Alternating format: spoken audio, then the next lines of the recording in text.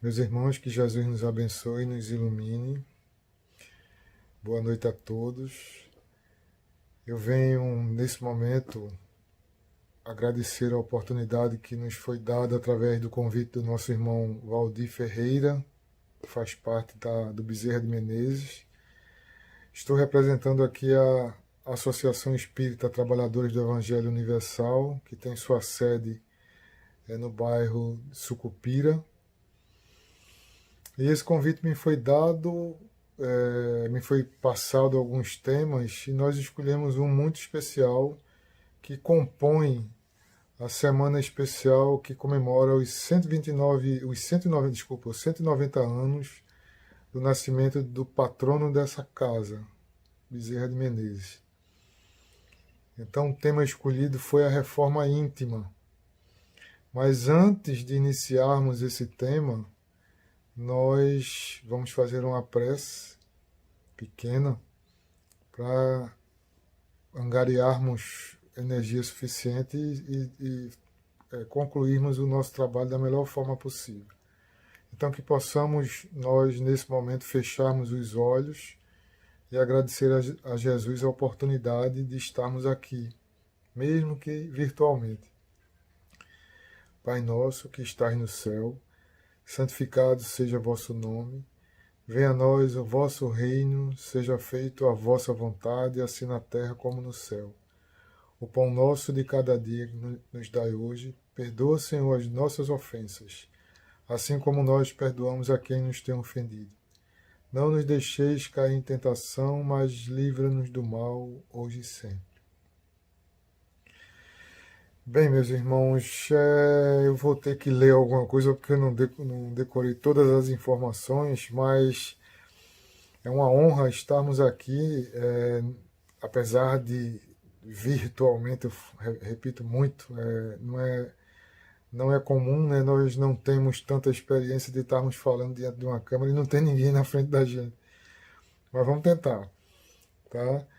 E a, esse momento de comemoração de vocês, eu concordo que é muito importante, né?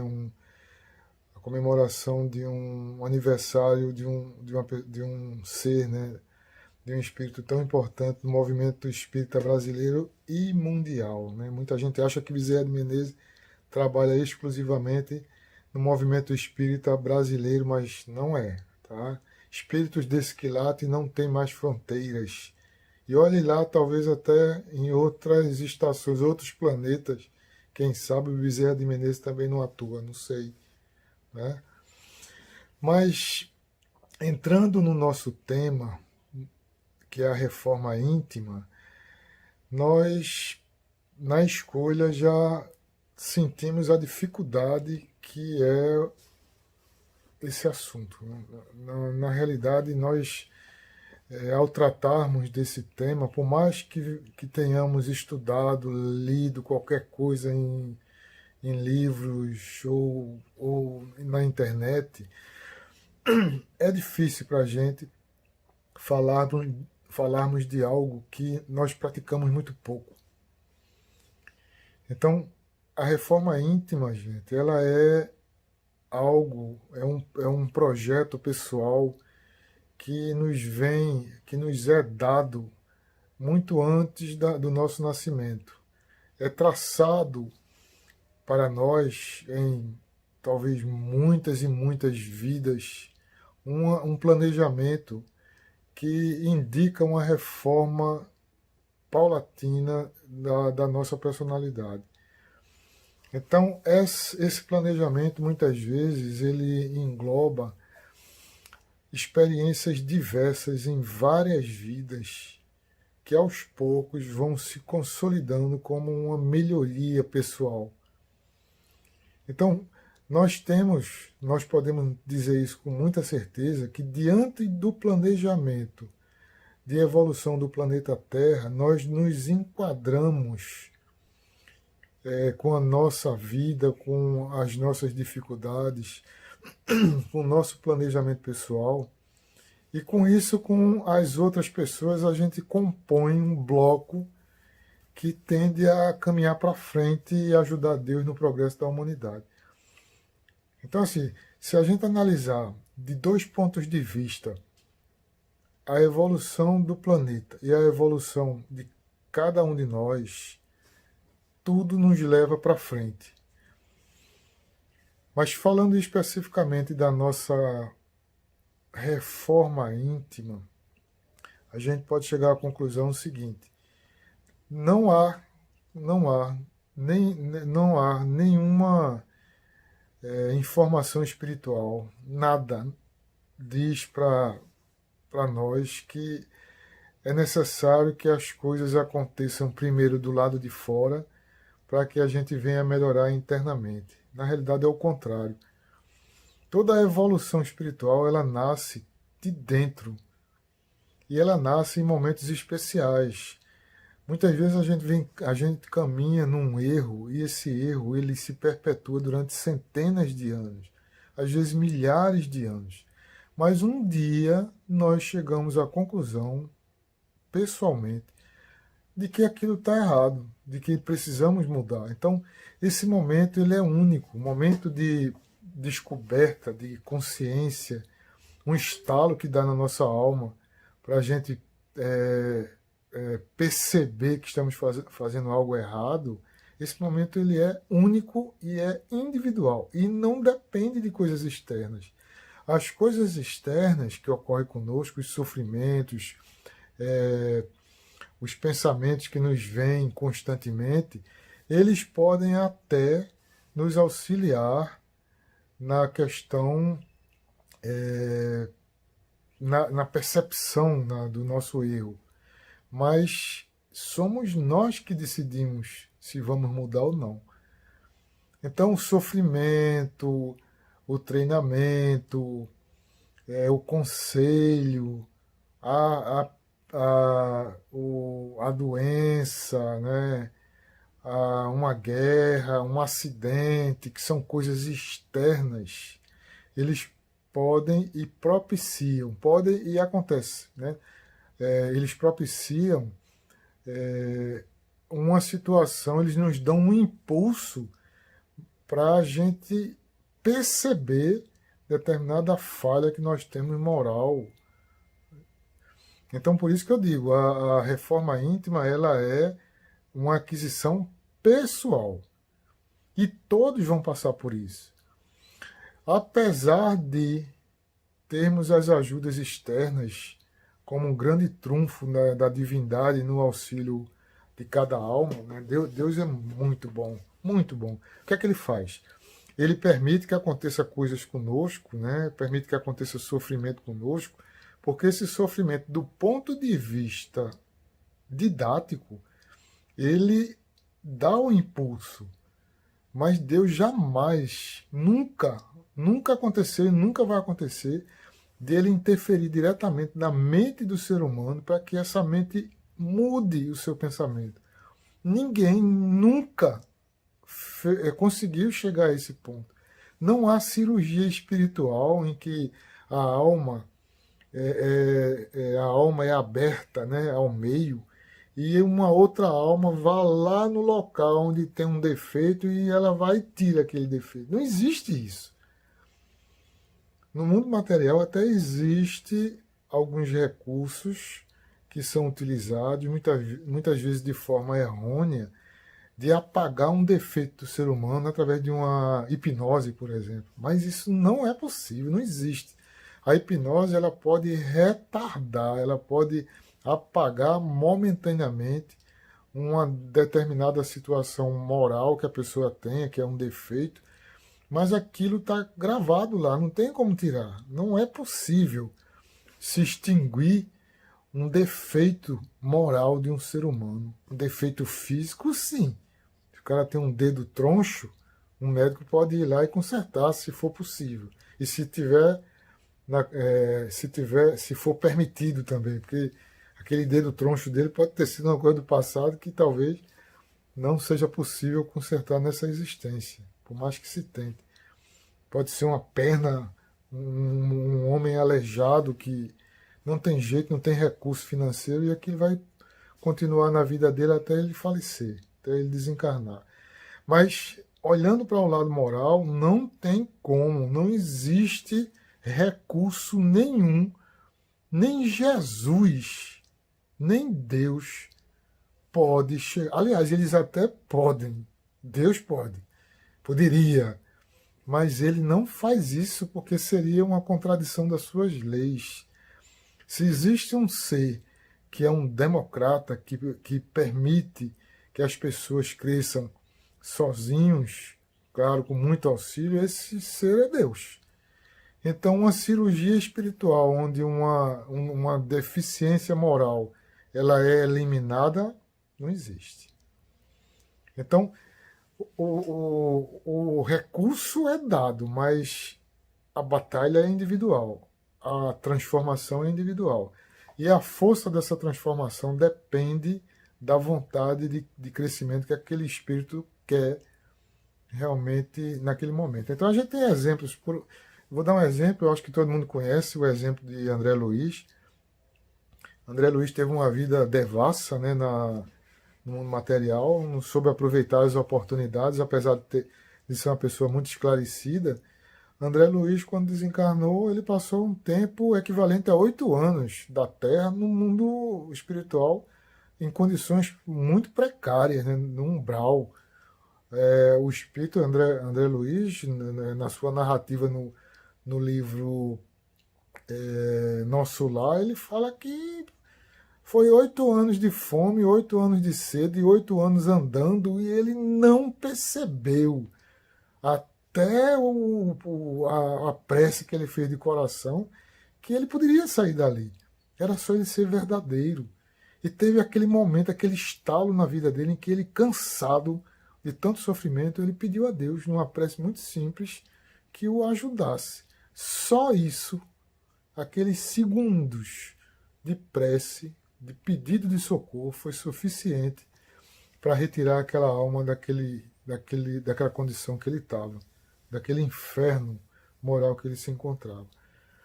Então, assim, estou dando esse exemplo para dizer a vocês o seguinte: não é fácil nós despertarmos, não é fácil a gente descobrirmos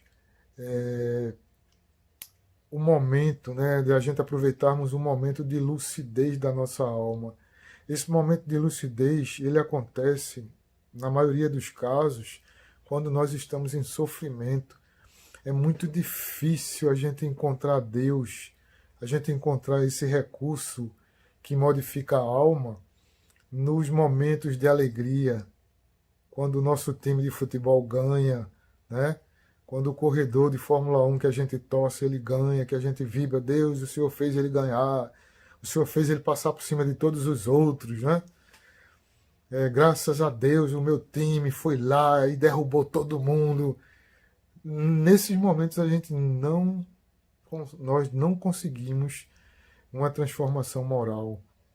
É necessário muitas vezes o sofrimento nosso, né, de uma doença grave, de um momento, de uma perda de emprego, que você vê toda a sua família no futuro passando dificuldade porque você perdeu aquele seu emprego naquele momento, apesar de ser uma coisa material, mas mexe com a alma.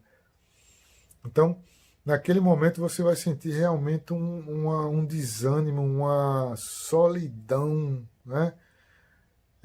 Muitas vezes num momento em que você perde a pessoa que você ama, perde através de uma doença, ou a pessoa deixa você, e aí você fica abandonado, abandonada.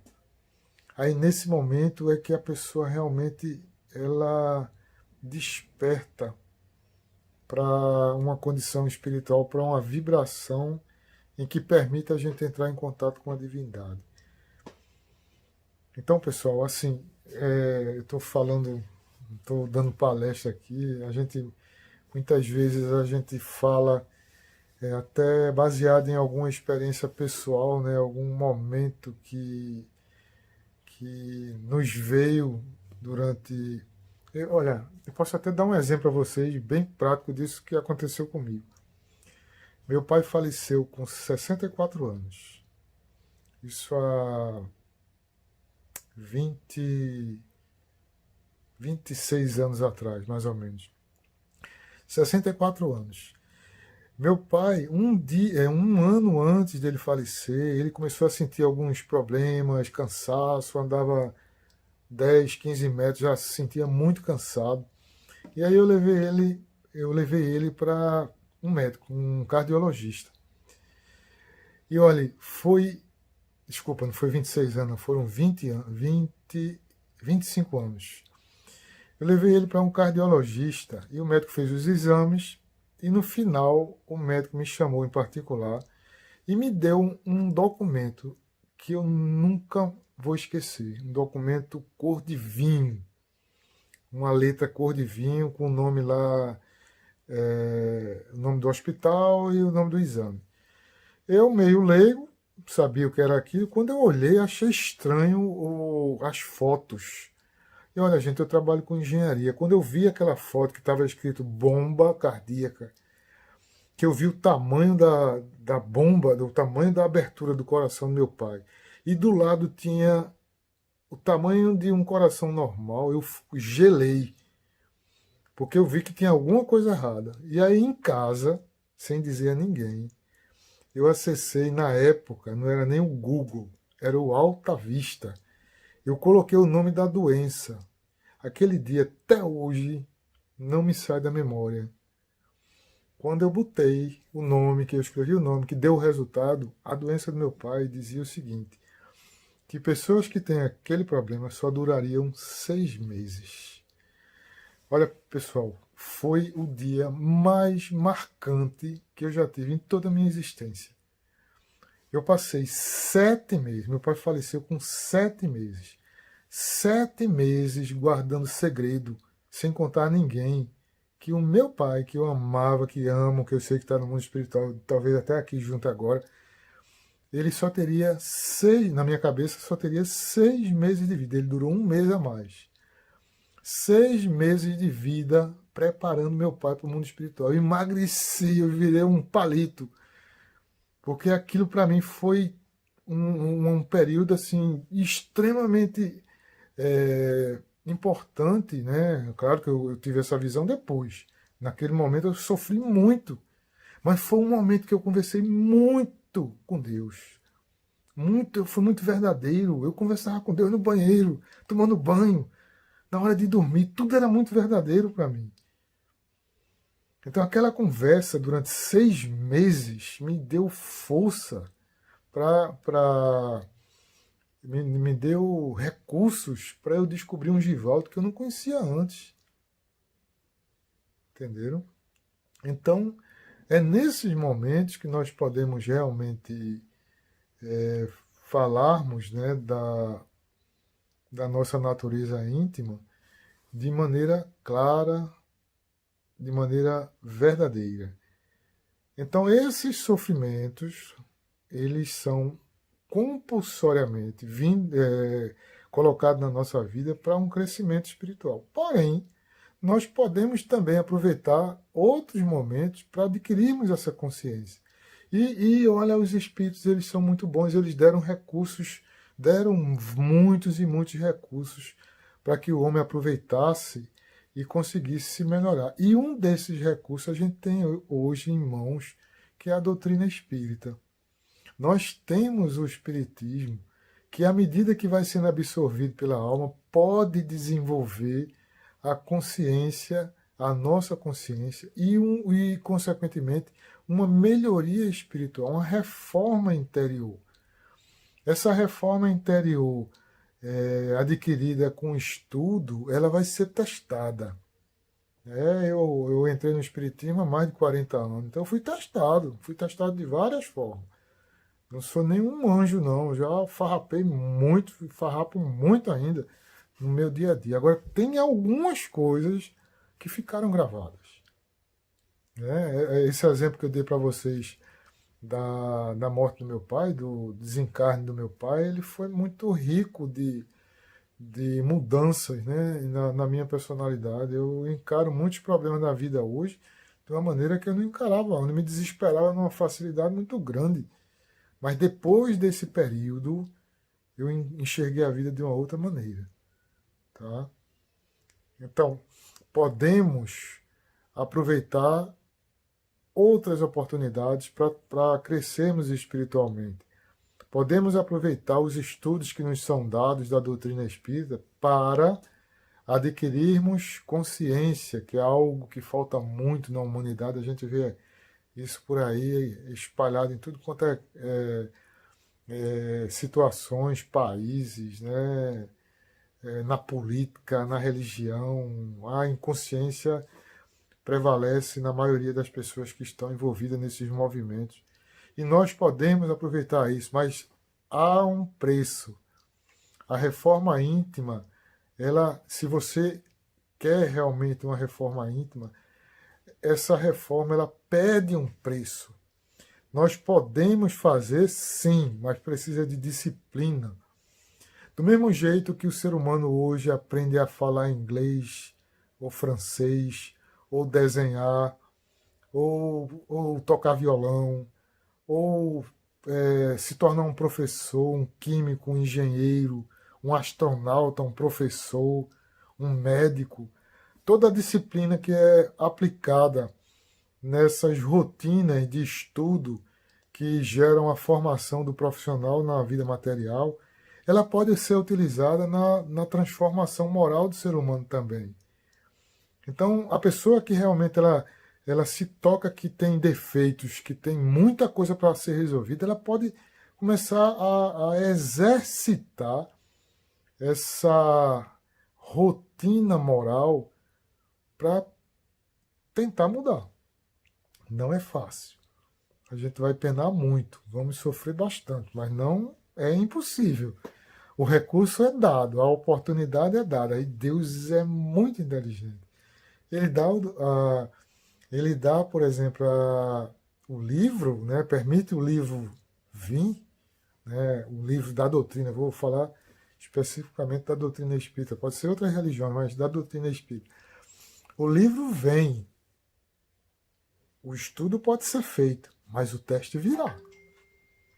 Porque sem o teste não há solidez da reforma, não há consistência no que foi feito. Eu posso aprender a fazer comida, eu posso entrar no YouTube, fazer um curso aí de culinária, mas se eu não fizer a comida, não serviu de nada o curso. E melhor ainda, se os outros não testarem a minha comida, eu não vou saber se sou um bom cozinheiro ou não. Se eu fizer um desenho, né, eu aprendi a desenhar, fiz um desenho, mas se eu não mostrar alguém para alguém olhar e dizer, puxa, tá bonito ou tá feio, eu não vou saber se eu aprendi ou não. Então Deus, ele criou uma lei de consequências que abrange tudo. Se eu estudo, tento praticar uma melhoria pessoal e não acontece nada comigo para que eu possa demonstrar na prática o que eu aprendi, não vai ser consistente. Então nós que somos espíritas, que podemos ter uma consciência diferente das coisas que ocorrem no mundo, podemos também ter essa consciência diferente com relação ao que é necessário fazer para uma melhoria interior. Essa melhoria ela pode ser galgada de forma paulatina, pouquinho, dia a dia. Né? Eu dou exemplos assim, não, eu sou espírita, eu leio muito livro, preciso praticar a minha paciência. Como é que eu vou treinar a minha paciência? É com as pessoas mais difíceis que estão em volta de mim. Não tem como treinar a paciência com meu amigo que é paciente. Não tem. Eu não tenho como consolidar uma melhoria interior se eu se eu não fico junto de pessoas ou mergulho em situações que tendem a testar a minha paciência. Então, temos que reformular o nosso dia a dia dentro desse novo conceito de desenvolver um outro homem, uma outra mulher, um outro adolescente, utilizando os recursos que a gente está aprendendo na doutrina espírita. Se você é impaciente, procure uma maneira de se tornar paciente. Conte de 1 até 10. Mude o caminho. Se você está junto de uma pessoa que lhe testa a paciência, não diga nada. Force. Tente, Senhor Jesus, me ajude. Conte de 1 a 10. Saia de perto. Quando for à noite, esqueça momentaneamente os seus pedidos materiais. Reze pelas suas famílias, pelos seus parentes, mas bote aquela pessoa que lhe incomoda na prece. Peça recursos a Deus. Senhor, me ajude. Fazer com que eu tenha paciência amanhã. Hoje eu não tive, mas isso vai acontecer 1, 2, 3, 5, 10, 20, 1000 vezes. E Deus vai lhe dar a volta, vai ter oportunidade. Eu vou contar outro exemplo para vocês verem como Deus trabalha. Quando eu comecei a trabalhar, sei lá, nessa empresa que eu trabalho hoje, né, hoje eu estou prestando serviço à empresa, eu já sou aposentado, mas na época que eu estava lá, logo no comecinho, eu dei de cara com uma pessoa que me prejudicou muito na época, muito, gente. Eu tive muita dificuldade, tive raiva, muita raiva da pessoa. Essa raiva durou décadas. Décadas. Eu passei mais de 10 anos tendo raiva de uma pessoa. E essa pessoa, uma vez, ela veio, depois de muito tempo, e me pediu perdão pela besteira que ela tinha feito. E eu não perdoei. Fiquei com raiva mais uns 5 anos. 1 década e meia de raiva. Pessoal, hoje eu estou trabalhando com essa pessoa. Faz 1 ano que eu fui contratado, né, para prestar serviço para essa empresa. E a pessoa que me contratou disse: Givaldo, tem algum problema se você trabalhar com fulano de tal? Na época eu dei uma risada, assim, não acredito. Meu Deus. O teste veio de novo. Veio de novo, gente. Veio de novo, mas de uma outra maneira. Entendeu? Hoje eu tenho mais consciência, tenho mais. E por incrível que pareça, nesse 1 ano que eu estou trabalhando com essa pessoa, que foi. Eu posso dizer que naquela época, jovem, era meu inimigo mortal. Hoje eu estou trabalhando direto, a gente se liga, eu passo mensagem, ele me liga perguntando alguma coisa, eu ligo, fulano, eu estou precisando da tua ajuda, assim, assado, já saímos para jantar. E um belo dia a gente pegou, eu viajei e eu voltei com ele no avião. E aí eu estava sentado lá num banco, eu e ele de frente. Depois de 30 anos, essa pessoa disse: puxa, Givaldo, eu jamais imaginava que nós iríamos ter esse momento agora de diálogo, né? A gente falando. Aí eu disse: olha, fulano, se esse nosso encontro fosse há 20 e poucos anos atrás, essa conversa não estaria acontecendo agora. Ela só está acontecendo porque nós dois mudamos, nós dois crescemos espiritualmente. Podemos ter todos os defeitos do mundo, mas em relação ao acontecido, nós hoje, no mundo espiritual, nós não seremos perseguidores um do outro. Há 20 anos atrás, sim. Então eu fiquei feliz, eu estou feliz hoje, porque este problema eu venci. E ele também. E os dois tiveram coragem de trabalharem novamente juntos, sem nenhuma dificuldade, sem misturar religião, cada um na sua. Estamos trabalhando em parcerias hoje. Mas o grande responsável por isso é Deus. Foi Ele que armou toda essa. Foi Ele que. Foram problemas sérios, gente. Problema de demissão, não briga material, mas coisas de que possivelmente poderia ter demissões ali naquele momento.